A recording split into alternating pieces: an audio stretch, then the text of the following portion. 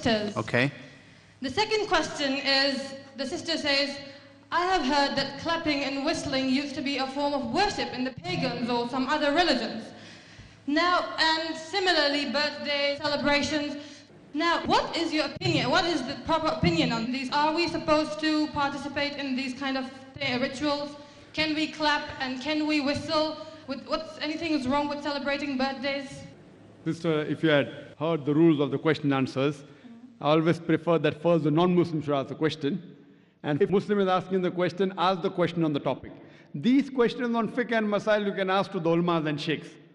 I am a specialist in Islam and comparative religion. Not that I cannot answer these questions.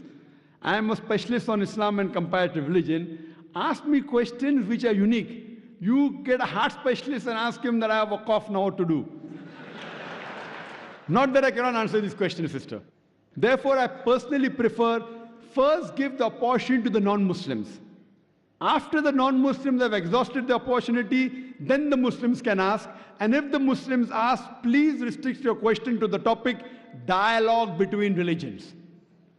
Since the sister asked the first question, I allowed her to break the rules. Second time, no problem. But see to it that the person who wants to ask the question, let her or him ask directly. I don't prefer chits and I don't prefer via question. I prefer direct. And I am a mashallah, direct I prefer. And when you get direct questions, the questions are better on the topic. These indirect on the chit, behind the scene, behind the direct. So therefore I request all the other mics, please give first a point to the non-Muslims, let them benefit. Muslims can always ask on the email, no problem. After the non-Muslims have exhausted, then the Muslims can ask, but please restrict your question to the topic. The sister asked the question that she has heard that clapping and whistling is a form of worship, and about birthdays, can we celebrate? Quranic verse which does say that clapping and whistling is a form of worship. So but natural, in our worship, we cannot clap, we cannot whistle. But what about normal clapping? There are differences of opinions between ulmas.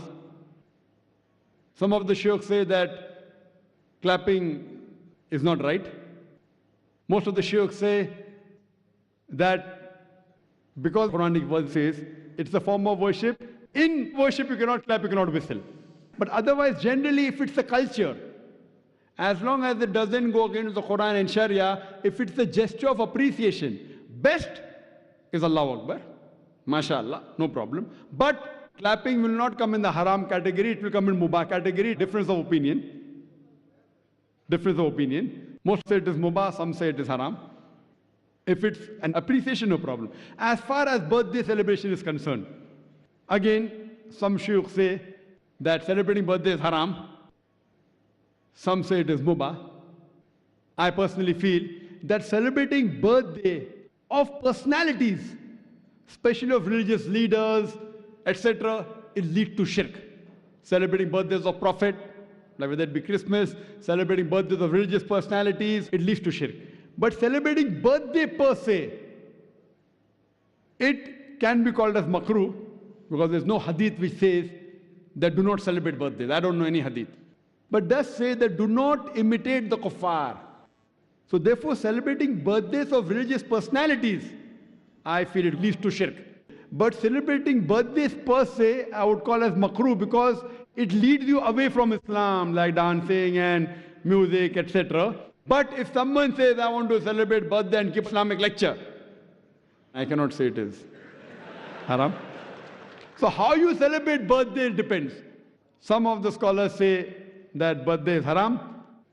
Some scholars say that celebrating in the haram way is haram. I personally feel celebrating birthdays of religious personalities or famous personalities and anniversary, etc. is totally haram. It leads to shirk.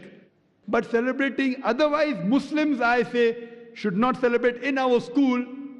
It's the rule of the school, not of the Sharia, that you should not celebrate birthday. So I can put any rule in my school, being the chairman of the school, which is not against Quran Sunnah. So in my school, the rule is no children should celebrate birthday.